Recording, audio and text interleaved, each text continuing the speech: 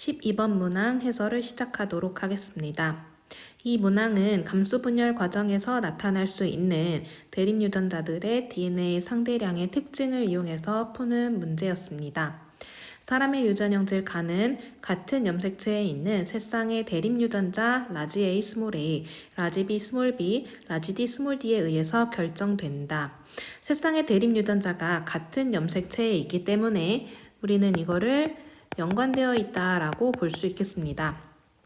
표는 어떤 가족 구성원의 세포 1, 2, 3, 4가 갖는 각각의 DNA 상대량을 나타낸 것이고 1은 G 원기 세포, 그다음에 세포 2에서 4는 감수 1분열, 감수 2분열 생식 세포를 순서 없이 나타낸 것이라고 제시되어 있습니다. 먼저 아버지의 세포, 어머니의 세포, 아들의 세포와 딸의 세포에서 나타날 수 있는 DNA 상대량을 좀 확인해 보도록 하겠습니다. 화면에 보면은 각 시기에서 나타날 수 있는 대립 유전자의 DNA 상대량을 제시를 해 두었는데요.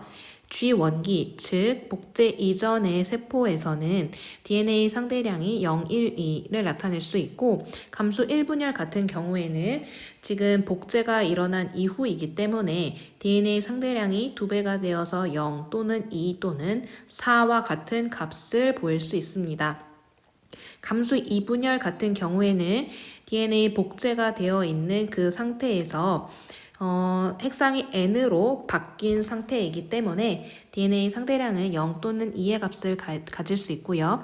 그 다음에 생식세포는 0 또는 1의 DNA 상대량을 가질 수 있다라는 특징을 이용해서 아버지의 세포부터 딸의 세포까지 각각 어떤 시기의 세포인지를 찾아보도록 하겠습니다. 먼저 아버지의 세포 1은 G 원기 세포다라는 것을 문제에서 제시를 해 주었고요. 그렇다면 아버지의 세포는 이렇게 복제 이전에 G 원기에서 이런 형태의 염색체를 보일 것입니다. 자, 만약에 이 유전자가 상염색체에 존재하고 있었다면 아버지는 라지 A나 스몰 a, 라지 A, 스몰 a 이런 형태로 가졌을 것이고 라지 A와 스몰 a를 더한 값은 2가 나왔어야 합니다. 그런데 지금 문제를 봤더니 라지 A와 스몰 a를 더한 값이 1이 나오고 있죠. 자, 이거는 아버지의 세포를 통하여서 이 모든 유전자들이 바로 X 염색체에 위치하고 있다라는 것을 알 수 있는 힌트가 되겠습니다. 왜냐하면 아버지는 남자이기 때문에 X 염색체 하나와 그 다음 Y 염색체 하나를 가질 텐데요. 지금 아버지의 경우 라지 A 이렇게 하나만 가지고 있는 상태이다라는 걸 우리가 예상해 볼 수 있겠습니다. 그래서 이 힌트를 통하여서 라지 A, 스몰 a, 라지 B, 스몰 b, 라지 D, 스몰 d 모두가 X 염색체에 연관되어 있다라는 것을 확인해 볼 수 있겠습니다. 자, 그렇다면 이 유전자들이 함께 움직인다라는 것을 우리가 기억을 해야 되겠죠. 아버지를 봤을 때 지금 아버지는 라지 B를 가지고 있기 때문에 스몰 b는 0이고요. 그 다음에 스몰 d를 가졌기 때문에 라지 D는 0 이렇게 되겠습니다. 그래서 아버지의 X 염색체에 위치하는 유전자들을 조금 더 자세히 표시를 해보자면 라지 A와 라지 B 그 다음에 스몰 d를 이렇게 연관으로 가지고 있는 형태인 것을 알 수 있겠습니다. 자, 그 다음 어머니의 세포를 봤을 때요. 어머니는 라지 A와 스몰 a를 모두 가지고 있습니다. 이 이야기는 어머니의 세포는 핵상이 EN이다 라는 것을 알 수가 있죠. 왜냐하면 라지 A와 스몰 a 두 대립 유전자를 모두 가지고 있기 때문에 그러면 감수 1분열 중기부터 생식세포 요 세 가지 종류 중에서 핵상이 EN일 수 있는 것은 바로 감수 1분열 중기의 세포가 되겠습니다. 어머니는 감수 1분열 중기의 세포로서 염색체의 형태는 이렇게 위치를 하고 있겠죠. 자, 그 다음에 어머니는 라지 A와 스몰 a를 모두 가지고 있기 때문에 라지 A, 스몰 a를 표시를 해주고요. 그 다음에 스몰 b는 없기 때문에 라지 B만 가지고 있다라는 걸 알 수가 있는데 어머니는 여성이기 때문에 X 염색체를 2개를 가지고 있습니다. 그래서 라지 B가 DNA 상대량은 4가 되면서 라지 B 이렇게 위치할 수 있겠습니다. 그 다음에 스몰 d를 가지고 있는데 이만큼 가지고 있기 때문에 라지 d를 이만큼 가져야 하는데요. 지금 라지 d와 스몰 d의 위치는 파악하기가 어렵습니다. 그래서 이것은 우리가 아들과 딸을 통하여서 확인해 보도록 하겠습니다. 자, 아들의 세포 3을 보았더니 아들의 세포는요 1이라고 하는 DNA 상대량을 보이고요. 딸을 봤더니 2라고 하는 DNA 상대량을 보이고 있습니다. 자, 감수 2분열 중기의 세포, 생식 세포가 각각 DNA 상대량을 어떤 값을 가질 수 있는지를 우리가 고려를 해본다면 아들의 세포 3은 생식 세포임을 알 수가 있고 그 다음에 딸의 세포는 감수 2분열 중기의 세포임을 알 수가 있겠습니다. 그래서 아들의 세포 3은 바로 생식 세포이기 때문에 이렇게 X염색체 혹은 Y염색체 하나만 가지고 있는 형태일 텐데 지금 아들에게서 스몰 a 라지 b가 보이고 있기 때문에 이 아들의 생식 세포는 Y가 아닌 X를 가지고 있는 세포가 되겠습니다.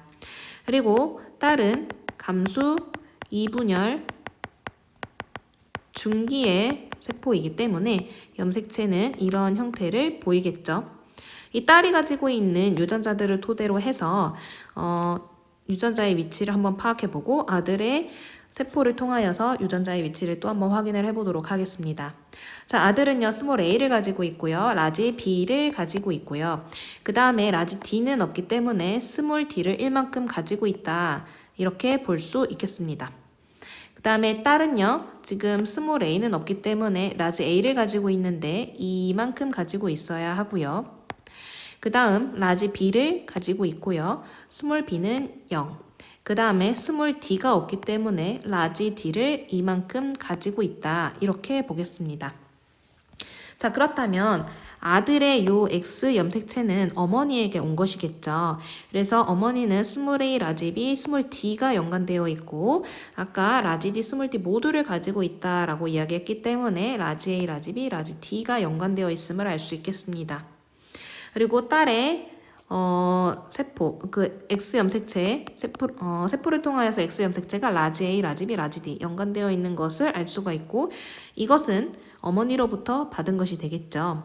자, 그렇다면 여기 문제에서 제시되지는 않았지만 표에서 제시되지 않았어도 우리는 딸을 예상해 볼 수 있겠습니다. 딸은 어머니에게 받은 라지 A, 라지 B, 라지 D 그 다음 아버지에게 받은 라지 B, 라지 D 스몰 d가 연관되어 있는 요 X염색체 이렇게 받았겠죠. 그래서 우리는 스텝 3까지 각각 연관되어 있는 대립 유전자를 모두 찾았습니다.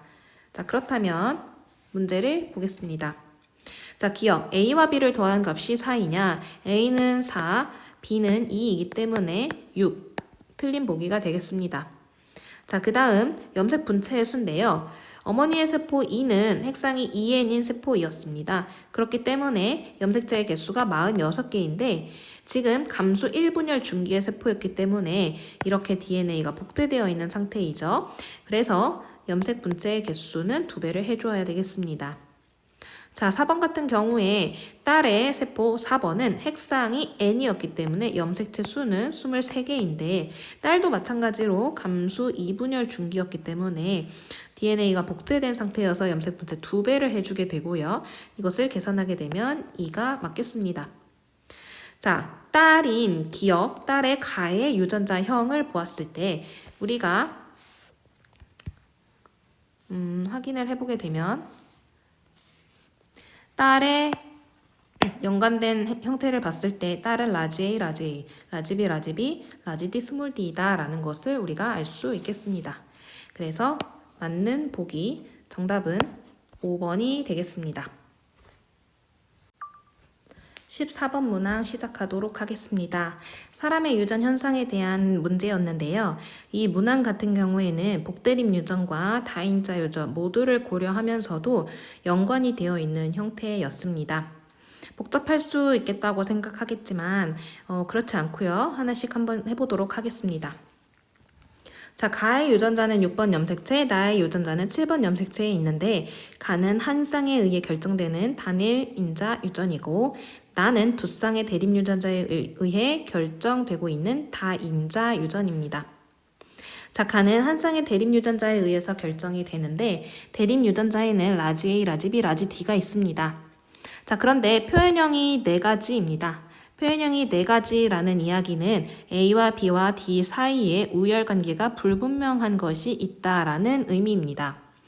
가의 유전자형이 라지 A, 라지 A인 사람과 라지 A, 라지 B인 사람의 표현형이 같기 때문에 B보다는 A가 더 우성이다라는 걸 알 수가 있고요. 유전자형이 BD와 DD인 사람의 표현형이 같기 때문에 D가 B에 대해서는 우성인 것을 알 수가 있습니다. 자, 그런데 표현형이 네 가지이기 때문에 A와 D 사이에는 우열관계가 불분명하구나 라는 것을 우리가 알 수 있죠. 만약에 A와 D 사이에 우열관계가 분명했다면 표현형은 세 가지로 표현이 됐을 겁니다. 자, 가에 대한 우열관계는 우리가 파악을 했고요. 나는 두 쌍에 의해서 결정이 되는데 이 나는 대문자로 표시되는 대립유전자의 수가 중요한 형질입니다. P의 유전자형을 봤더니 라지 A, 라지 B 끊어서 생각을 해야 되겠죠. 라지 스몰 E, 라지 F, 스몰 F이고 P와 Q의 나의 표현형이 서로 같습니다.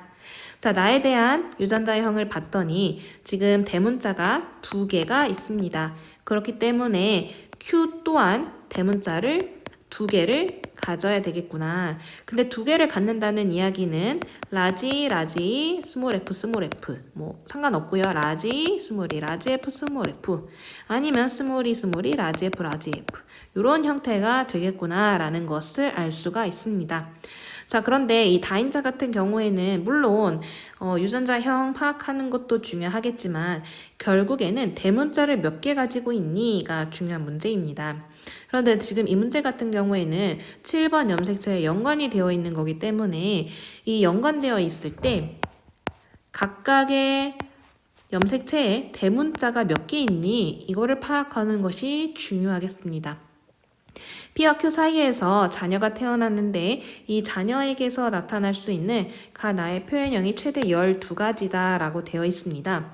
이렇게 최대 12가지다 라는 것이 나오게 되면 우리가 쪼개서 생각을 해봐야 하는데 가에 대한 표현형은 한 가지, 나에 대한 건 12가지 뭐 이렇게 될 수도 있고요. 가에 대한 것은 2가지인데 나에 대한 것은 6가지 이런 형태로 나올 수 있습니다. 혹은 3 곱하기 4 뭐 이런 형태로 쪼개서 우리가 생각을 해볼 수가 있겠죠. 그러면 이런 형태들 중에서 과연 무엇이냐 이거를 좀 생각을 해봐야겠습니다. 자, 우리는 먼저 A, B, D에 대한 우열관계는 파악을 했기 때문에 P와 Q의 나를 결정하는 대립유전자를 한번 확인해 보도록 하겠습니다.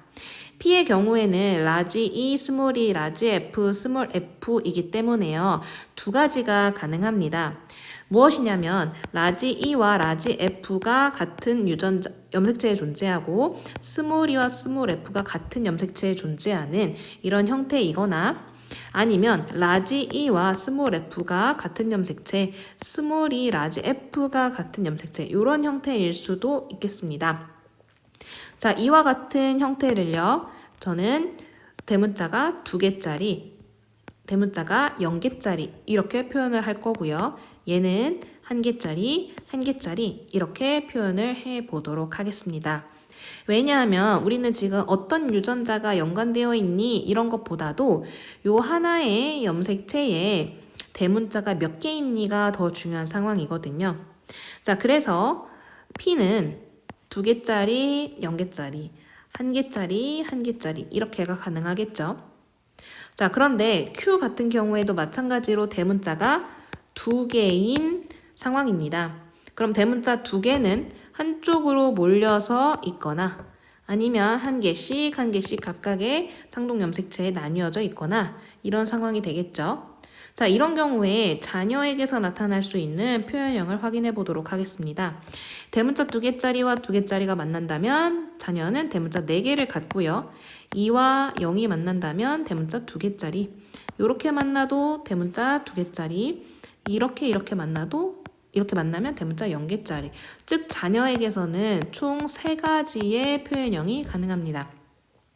자, 만약에 Q가 이런 형태였다면 2개와 1개가 만나면 대문자 3개, 2개, 1개, 대문자 3개, 0개, 1개, 대문자 1개, 0개, 1개, 대문자 1개를 갖는 자녀가 태어납니다.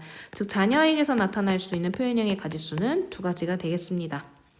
자, 마찬가지로 얘와 얘가 이렇게 조합이 된다면 3개 혹은 대문자 1개를 갖기 때문에 표현형은 2가지가 가능하고요.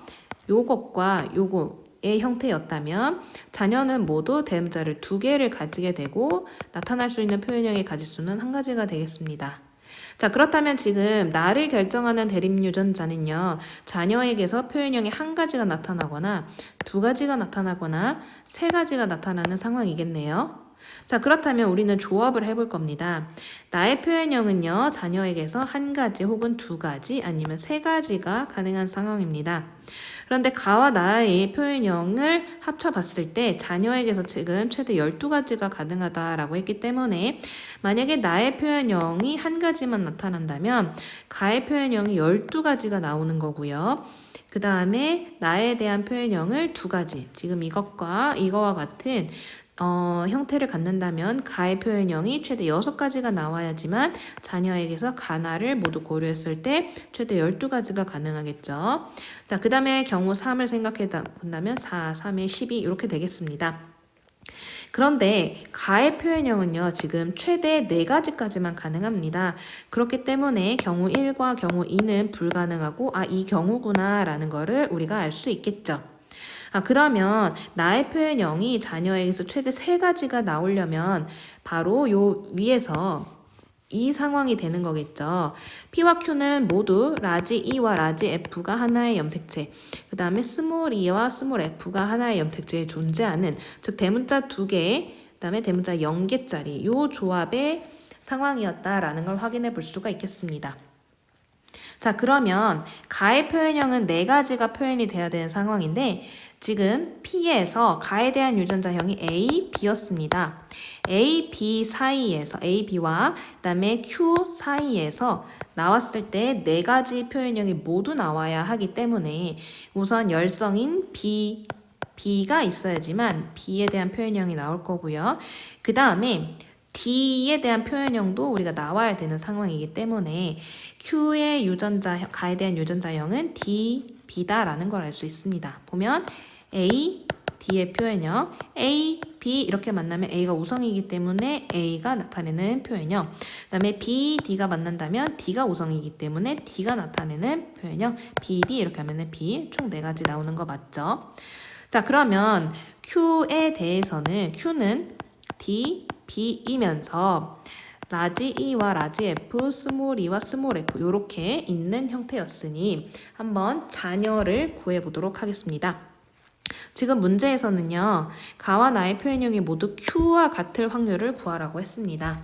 그러면 P는 A, B에다가 대문자 2개짜리, 0개짜리 이렇게였고, 그 다음에 Q 같은 경우에는 D, B에다가 2개짜리, 0개짜리 이런 상황이었죠. 자, 자녀에게서 가의 표현형이 Q와 같으려면 아까 전에 해봤죠. 요 4가지 경우 모두 하나씩 나오는데 D가 바로 요 Q의 표현형이기 때문에 확률은 4분의 1이고요. 그 다음에 요 두 조합을 통하여서 Q와 같은 대문자 2개를 가지려면 4개, 2개, 대문자 2개, 대문자 0개, 즉 대문자 2개를 갖는 경우는 4번 중에 2번 나오기 때문에 2분의 1. 그래서 2를 곱하면 확률은 8분의 1이 되겠습니다. 안녕하세요. 대입지원단 수능면접지원팀 도담고등학교 생명과학교사 김은지입니다. 선생님과 지금부터 2025학년도 대학 수학능력시험 6월 모의평가 생명과학 1 문항분석을 시작해 보도록 하겠습니다. 선생님이랑 처음으로 풀어볼 문제는 15번 문항입니다. 이 문제는 흥분의 전도와 전달에 대한 문제인데 이 문제가 꾸준히 출제가 되고 있죠. 그래서 한 지점에 역치상의 자극을 주고 어떤 특정 시간이 경과했을 때 각 지점의 막전이 변화를 이해하고 있는지를 확인하는 문제입니다. 그래서 문제의 유형은 조금 다르기는 하지만 결국에는 확인을 해야 되는 부분은 어떤 지점에 자극을 주고 경과된 시간을 우리가 보통은 제시를 하고 있죠. 문제에서 그 시간을 이동에 걸리는 시간과 흥분의 전도에 걸리는 시간과 거기서의 막전이 변화가 일어나는 시간으로 구분을 해서 확인하는 것이 중요하고, 이걸 확인을 할 때 이제 우리가 그래프에서 주로 정확하게 표시되어 있는 지점들 있죠. 지금 이 문제 같은 경우에는 가와 나에서 표시된 지점이 좀 다르긴 한데, 보통 문제에서는 우리가 3ms일 때 뭐 마이너스 80, 2ms일 때 뭐 플러스 30 이런 식으로 구체적으로 주어진 지점에서 그 표시되어 있는 것을 잘 이용을 해서 문제를 푸는 것이 가장 빠르게 문제를 해결할 수 있는 방법입니다. 자, 지금부터 문제를 풀이를 시작하도록 하겠습니다. 쌤이 좀 편하게 밀리세크를 그냥 초라고 불러볼게요. 지금 이 문제는 A 뉴런과 그 다음에 BC 뉴런이 서로 시냅스를 이루고 있는 두 조건이 주어져 있고, 자극을 준 지점 P와 Q로부터 일정 거리가 떨어진 D1에서 D6까지의 위치를 표시해 뒀습니다. 그리고 이번에는 경과된 시간이 각각 달라요. 3초일 때 D1과 2, 6초일 때 3, 4, 7초일 때 5, 6의 막전이를 나타낸 것이고, T1과 T2는 뭔지 모르겠지만 3초와 7초 중에 하나이고, 기억, 니은, 디귿, 리을은 1, 2, 5, 6을 나타내고 있습니다. 자, 그러면 먼저 우리가 주어진 문제를 한번 생각을 해보면요. 주어진 그 조건을 한번 확인을 해보면, 일단 6초일 때, 자, 여기 지금 이 부분 있죠. 6초일 때 D3포에서의 막전이가 XY다. 요거를 먼저 이용을 해서 문제에 접근해 보도록 하겠습니다. 자, 우리가 P 지점에 자극을 주고 6초가 지났을 때 3와 4 지점에서의 막전이가 X와 Y이고, X와 Y는 플러스 30과 마이너스 60을 순서 없이 나타낸 것이다 라고 했을 때, 자, 여러분 3, 4 같은 경우에 이 뉴런 A에 있는데, 뉴런 A의 경우에는 전도 속도가 1cm/ms라고 주어져 있어요. 그럼 1초에 1cm를 가니까 3에서 4까지 가려면 몇 초가 걸릴까요? 그죠? 0.5초가 걸리겠네요. 그러면 x와 y가 우리가 플러스 30과 마이너스 60인데, 가와 나의 그래프를 보면요, 플러스 30과 마이너스 60의 막전이를 나타내고 있는 그 시간차가 0.5초가 되는 게, 지금 여기 보면은 1초와 1.5초니까 0.5초 차이죠. 그래서 이 나의 그래프가 A의 그래프를 의미한다. 그리고 문제 조건에 따라서 가의 그래프는 C의 그래프이다라는 것을 확인을 할 수가 있습니다. 자, 그러면 우리가 A라는 지점에 자극을 주고, A라는 지점 P에 자극을 줬고 3와 4 지점이 있을 때 막전이를 한번 따져볼게요. 지금 여기가 우리가 아까 전에 쌤이 얘기한 것처럼 시간차가 0.5초이다. 그러면 A의 P 지점에서 3까지가 가깝기 때문에 3 지점에서 막전이가 조금 더 많이 변했겠죠. 그래서 3 지점에서의 막전이는 조금 더 많이 변한 플러스 30이 되는 것이고, 4초 4 지점에서는 조금 덜 변한 마이너스 60이 되겠죠. 그래서 X는 플러스 30, 그 다음에 Y는 마이너스 60이 됩니다. 여기까지 해결이 됐을까요? 자, 그러면 이제 두 번째로 확인할 것은 뭐냐면, A의 흥분의 전도 속도가 1인 것을 이용을 해서 우리가 원투를 한번 찾아보려고 해요. 자, 그럼 여러분 여기서 D1까지의 거리도 1cm. 그러니까 여기 쌤이 한번 표시를 해볼게요. 여기 A 뉴런이 있고 P에서 1, 2 지점까지 여기도 1cm. 여기도 1cm라고 했을 때 속도가 1이기 때문에, 만약에 P 지점에 자극을 주고 D1까지의 흥분이 전도되는 속도가 얼마예요?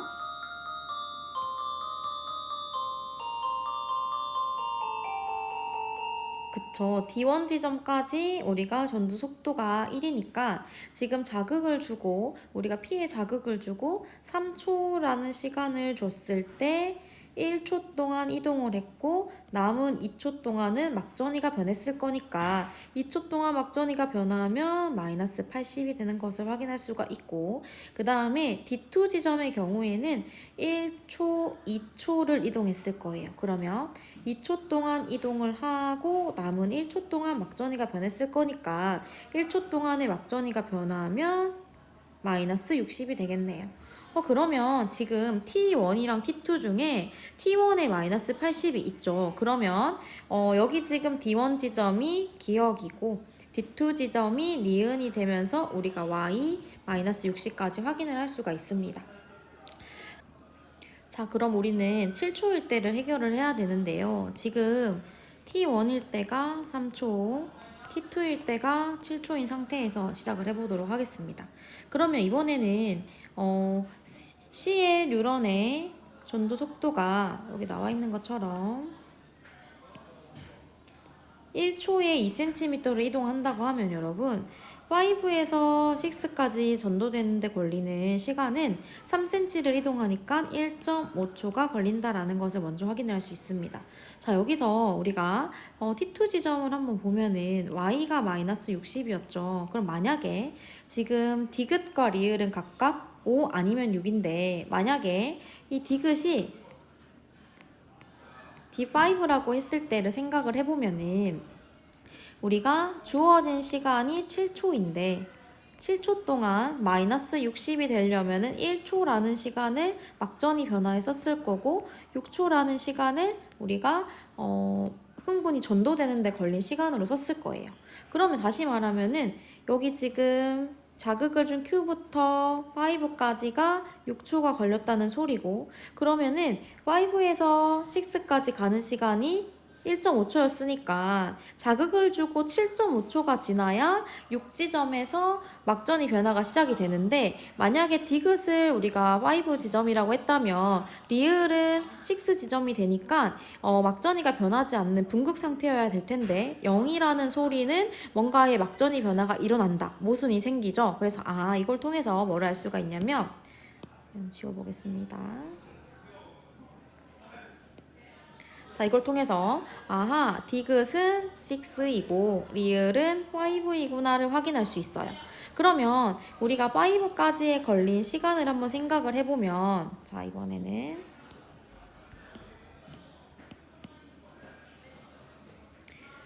자, 우리가 이번에는 뉴런이 나눠져 있죠. 만약에 두 개의 뉴런을 쌤이 그냥 이렇게 간단하게 표시를 해보겠습니다. 여기에 지금 Q라는 지점, 그 다음에 D5와 D6가 있다고 했을 때 5 지점에서의 막전이가 지금 마이너스 60이죠. 그럼 다시 말하면 지금 주어진 시간이 7초인데 7초 중에 막전이 변화로 죄송합니다. 쌤이 지금 우리가 확인하기로는 여기가 막전이가 0이고 여기가 지금 마이너스 60이죠. 자, 그러면 여러분 일단은 0이랑 마이너스 60의 차이가 나고 여기에 시간 차이는 1.5초이기 때문에 이 그래프에서 마이너스 60은 1초가 표시가 되어 있죠. 그래서 이 지점과 1.5초가 차이 나는 2.5 시간 동안의 변화가 0만큼 변했다라는 것을 확인할 수 있어요. 그럼 다시 말하면 0초라는 막전이가 0이라는 막전이까지 변화하는데 2.5초가 걸린 것이고 나머지 3.5초 동안에 흥분이 전도가 되었다. 그래서 자극을 준 지점으로부터 D5까지 4.5초가 걸린 것이고 2.5초 동안의 막전이가 변해서 0까지 막전이가 변했구나를 확인을 했고 지금 5에서 6까지 1.5초가 걸렸기 때문에 다시 말하면 자극을 주고 7초라는 시간이 주어졌을 때 4.5초 동안에는 D5까지 5에서 6까지는 1.5초가 걸렸죠. 그럼 남은 시간이 1초인데 1초 동안의 막전이가 변하면 마이너스 60이 되는 것을 그래프를 통해서 확인할 수가 있습니다. 자, 그러면 우리가 기억 니은은 쉽게 해결을 할 수 있고요. 디귿을 확인을 해보면 조금 전에 쌤이 한번 확인해 보겠습니다. 디귿 보기를 Q의 역치상의 자극을 주고 경과된 시간이 6초이다. 자, 그러면 우리 여러분들 주어진 시간이 이번에는 7초가 아니라 6초예요. 6초일 때 Q 지점에서 어쨌든 5까지 오는데 걸린 시간이 4.5초이고 그럼 남은 시간이 1.5초가 되죠. 그럼 1.5초 동안에 막전이가 변했다라고 한다면 그래프에서 탈분극이 진행되고 있으니까 이거 맞는 설명이죠. 그래서 정답을 확인할 수가 있습니다. 자, 다음으로는 17번 문항에 대해서 문제를 풀어보도록 하겠습니다. 이 문항의 경우에는 가계도로 제시하진 않았지만 가족 구성원들의 가와 나, 다의 발현 여부에 대한 것을 표로 제시를 하고 있고요. 이런 문항의 경우에는 이제 가계도 문제로 많이 출제가 되고 있죠. 그래서 DNA 상대량이나 어떤 형질 발현 여부에 대한 자료를 통해서 우열관계, 유전자가 존재하는 염색체를 파악하고 실제 그 구성원들의 유전자형, 어떤 유전 방식, 확률 이런 것들을 묻는 문제가 많이 출제가 되고 있어요. 그래서 거기에 더해서 단순한 우열관계나 유전자형, 형질을 확인하는 것에서 넘어서 더 나아가서 지금 문제처럼 뭔가 염색체 비분리가 일어나거나 아니면은 어떤 구조적인 돌연변이가 일어났을 때 어떻게 그 원인이 뭔지를 파악하는 문제도 함께 나오고 있고 굉장히 복잡하게 나올 수 있기 때문에 기본 개념에 대한 이해를 바탕으로 문제에 접근을 하셔야 됩니다. 그래서 이 17번 문항을 한번 풀어보도록 하겠습니다. 일단 17번 문항의 경우에는 조건은 많은데 대신 힌트를 좀 주고 있어요. 가와 다의 유전자 중에 2개는 13번 염색체에 나머지 1개는 X 염색체에 있다. 그리고 2개는 우성형질이고 나머지 1개는 열성형질이다.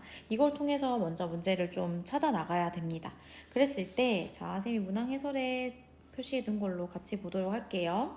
우선 이렇게 표로 나오면 시각적으로 확인하기가 힘들기 때문에 이제 가계도로 표시를 하면 좀 좋아요. 그래서 여기 가계도를 그려보면 일단 가형질에 대해서 자, 엄마와 아빠가, 어머니와 아버지가 가형질에 대해서 발현되는 유전자를, 그러니까 형질을 가지고 있는데 자녀 지금 여기 지금 표시가 1, 2, 3, 4겠죠.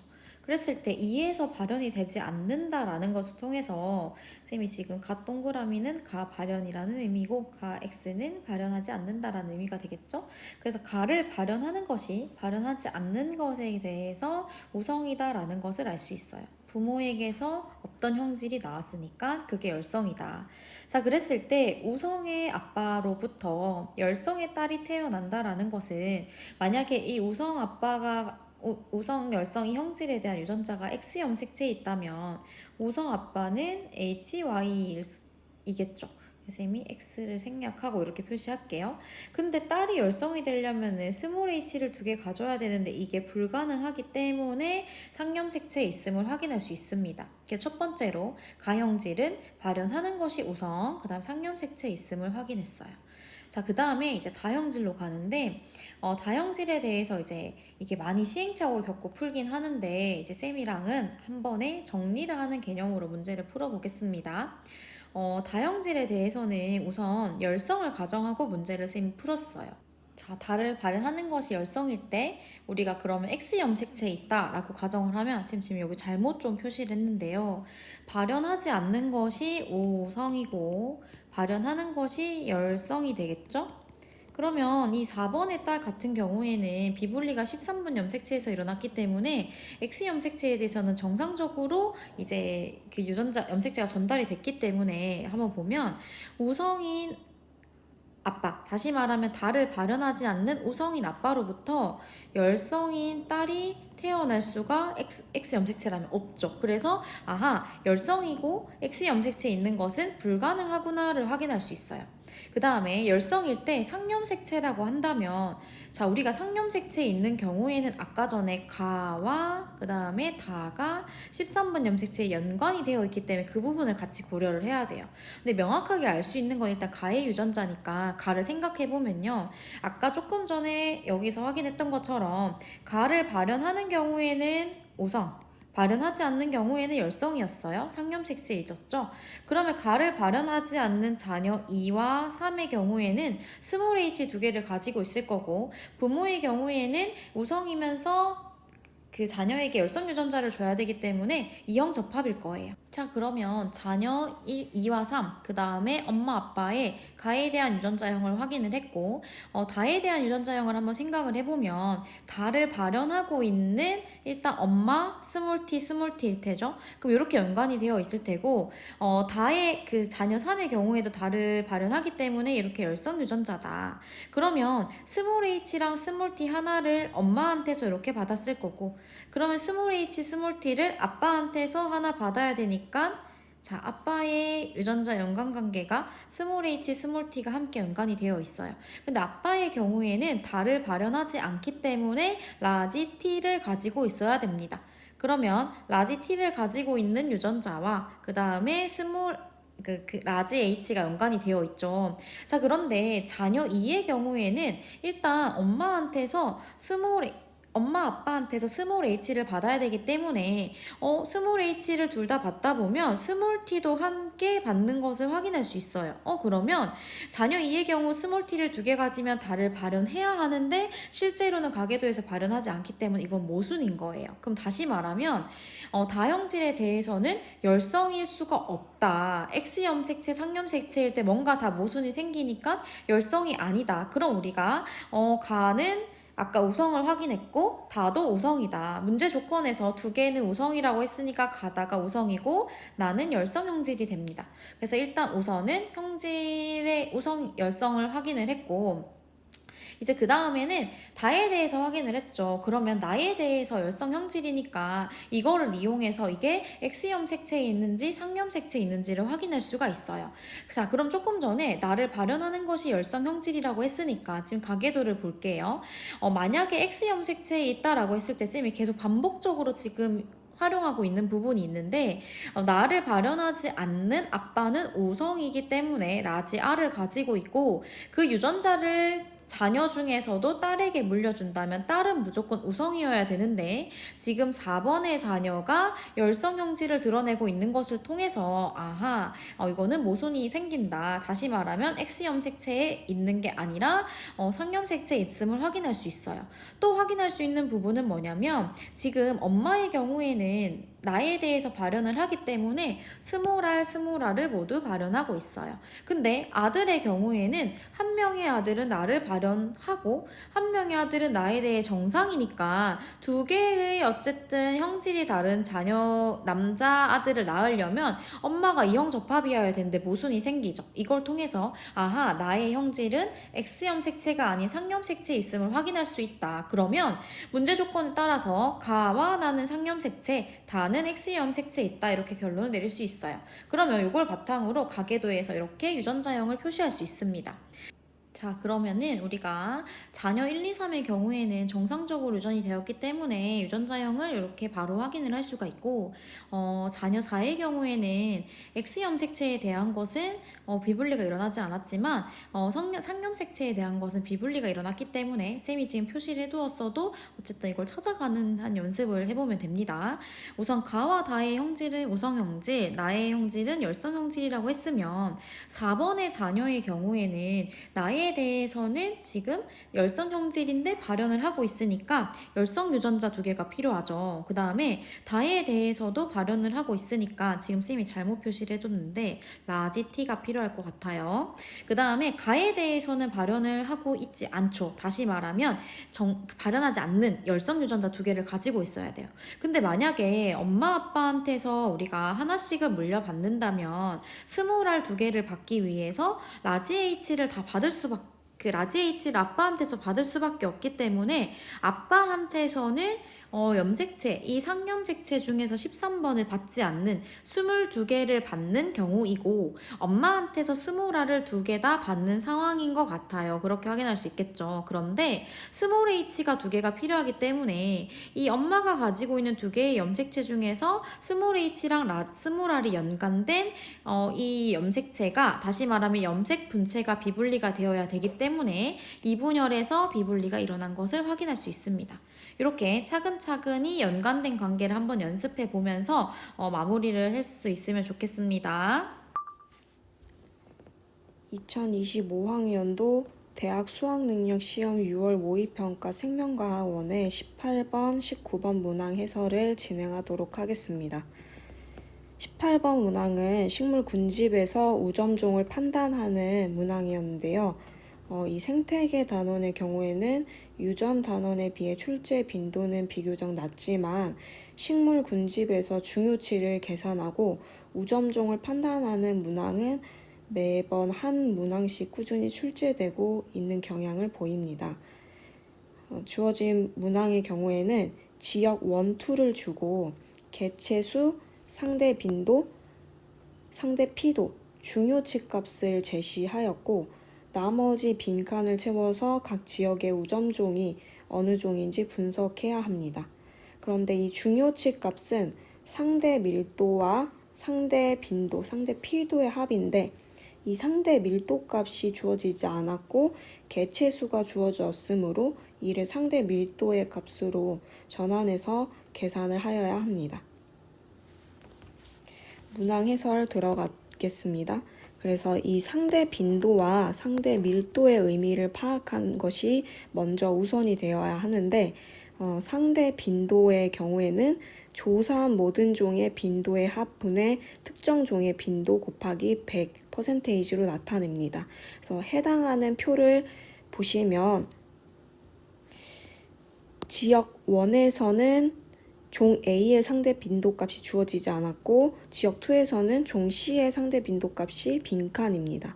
그런데 이 상대 빈도의 전체 합이 100이 되어야 되기 때문에 지역 1에서의 종 A의 상대 빈도값은 20이 되어야 하고 지역 2에서는 종 C의 상대 빈도값이 30이 되면 총합이 100이 나오게 됩니다. 이렇게 되면 상대 빈도값을 모두 계산이 되었고 지금 중요치 값이 종 BC, 지역 1에서는 종 BC가 주어졌고 지역 2에서는 중요치와 나머지 상대값들이 주어진 것이 종 C가 되겠습니다. 그래서 이 값을 이용을 하게 되면 상대 밀도 값을 구할 수 있게 되는데요.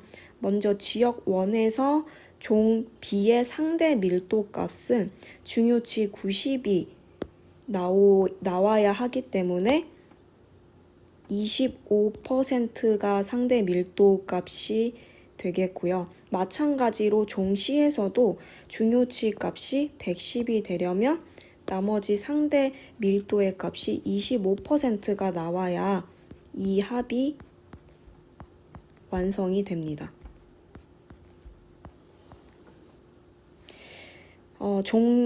지역 2에서 종 C의 상대 밀도 값도 같은 방식으로 구할 수 있는데요.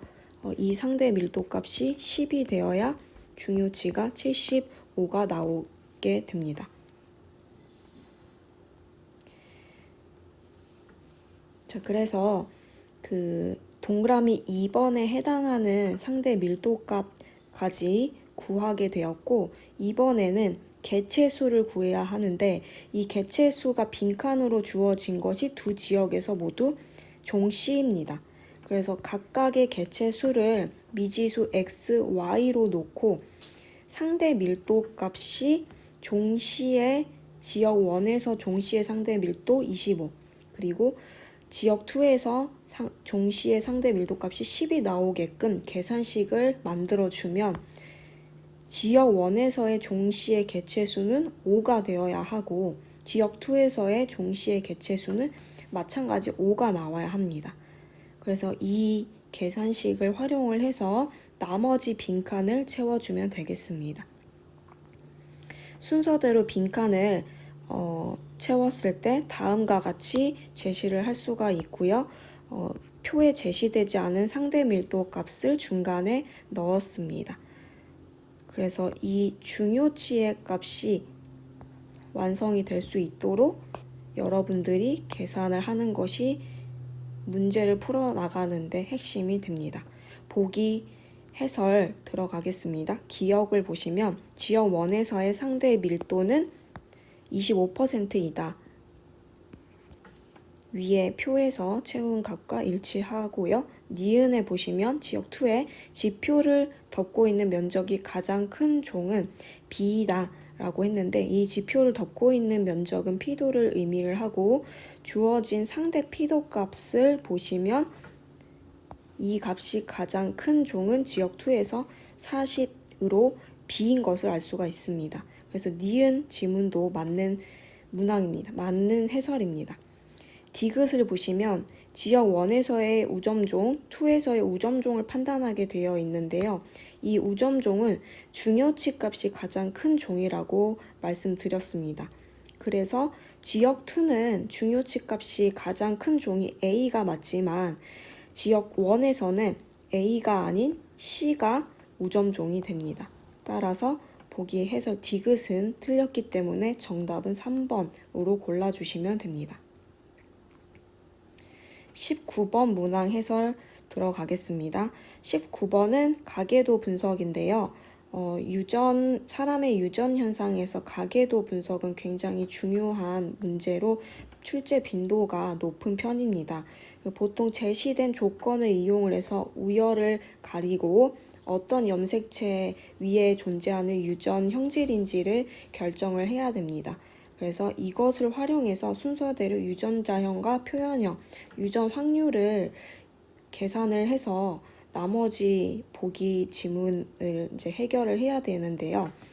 이 문항의 경우에는 두 가지 유전 형질 가, 나를 주고 하나는 X 염색체, 하나는 상염색체 유전임을 주어졌고요. 그리고 DNA 상대량 값을 표로 제시를 하였습니다. 그런데 이 표 값에 그 DNA 상대량 값의 0, 1, 2가 기역, 니은, 디귿이라는 미지수로 순서 없이 제시가 되었습니다. 그래서 이 값이 유전 형질 가, 나가 발현되었는지 여부와 일치하는 것을 판단해서 문항을 분석하셔야 됩니다. 그래서 제시된 가계도의 나머지 부분을 다 제가 지우고 가, 나 발현 여부만 표시를 해 두었는데요. 빈칸에 기역, 니은, 디귿, 미지수를 구하는 방식을 1번부터 6번까지로 진행을 해 보았습니다. 그래서 그 부모 1번, 2번의 사이에서 3번이 태어난 것을 보았을 때 1번, 2번은 유전 형질 가가 발현되지 않았지만 3번은 가가 발현되었습니다. 이를 통해 가가 열성 형질임을 알 수가 있고요. 동그라미 2번을 보시면 이 동그라미 A라는 사람이 남자인데 대립 유전자 라지 B 혹은 스몰 b 두 가지 중에 하나를 가지게 됩니다. 상염색체 유전인지 성염색체 유전인지 아직은 알 수가 없어서 이렇게 문항 해설을 적어 보았습니다. 그런데 이 두 값이 모두 기역으로 주어져 있습니다. 그러면 이 값은 0이나 2 두 가지 모두 다 될 수가 없다는 것을 알 수가 있어요. 그래서 기역은 1이 되고 이 두 유전자를 모두 다 가진다는 것은 나가 상염색체 유전, 가가 X염색체 유전이라는 것을 알 수가 있습니다. 그래서 가는 X염색체 열성 유전이고 나는 상염색체 유전인데 이것이 열성 발현인지 우성 발현인지를 이제 결정을 해야 합니다. 동그라미 4번으로 넘어가시면 3번이 대립 유전자 라지 B와 스몰 b를 모두 가진다고 했어요. 이 나의 유전이 상염색체 유전이므로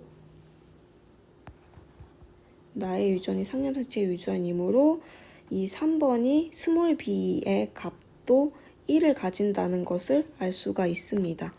그런데 나가 발현되지 않았다는 것을 알 수가 있죠. 그래서 이 나의 유전 현상 또한 열성이라는 것을 알 수가 있습니다. 다시 정리를 해보면 가는 X 염색체 열성 유전이고요. 나는 상염색체 마찬가지 열성 유전인 것을 알 수가 있습니다. 그 다음에 4번이 나만 발현된 여성인데요. 나만 발현이 되려면 이 사람은 그 스몰 b의 값이 제가 여기에 이 디귿 부분을 먼저 잘못 썼네요.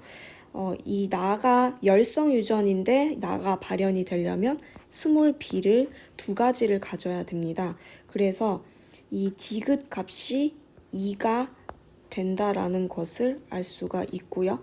네, 그래서 이것 또한 이제 아까 말씀드린 열성 유전이라는 것을 알 수가 있습니다. 그래서 순서대로 보시면 기역은 1, 디귿이 2, 니은이 나머지 0 값으로 주어진다는 것을 6번에 정리를 하였고, 이 유전 방식이 결정이 되었기 때문에 이를 활용해서 빈칸을 아래와 같이 채울 수 있습니다.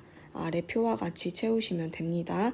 그래서 지금 그 유전자형을 순서대로 모두 적어보면 1번의 경우에는 가, 나가 모두 발현되지 않았기 때문에 다음과 같은 유전자를 가지게 됩니다. 2번의 경우에는 가는 발현되지 않았고 나는 발현되었기 때문에 이런 유전자형을 가지게 되고요. 그리고 3번의 경우에는 이렇게, 4번의 경우에는 나만 발현되었기 때문에 이런 유전자형, 그리고 동그라미 A로 주어진 남자의 경우에는 이렇게 나가 발현되지 않고 가만 발현된 남자가 되겠습니다. 그리고 5번의 경우에는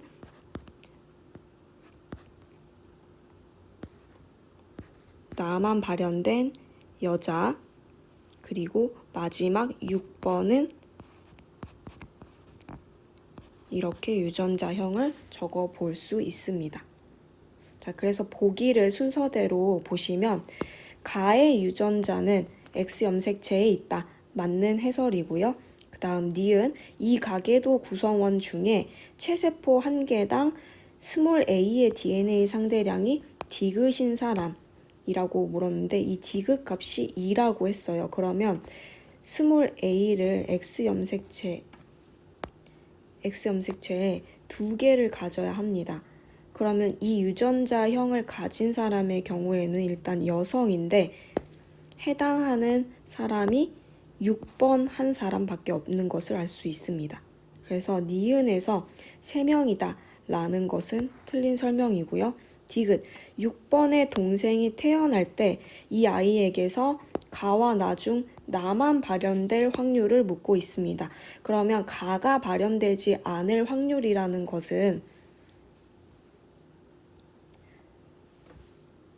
5번에서 X 염색체의 라지 A를 가진 이 염색체를 물려받아야 한다는 얘기이고, 그 다음에 나가 발현되려면 동그라미 A인 남자에게서 스몰 b를 받아야 합니다. 그래서 이 스몰 b를 가진 상염색체를 받을 확률 2분의 1이 되겠죠. 각각을 곱해주면 가가 발현되지 않을 확률 2분의 1, 그리고 나가 발현될 확률 2분의 1 해서 4분의 1 값이 나와야 되는데 보기 지문은 8분의 1이라고 했으므로 틀렸습니다. 그래서 기억만 해당하는 정답 1번을 골라주시면 됩니다. 여기까지 해서 18번, 19번 문항 해설을 마치도록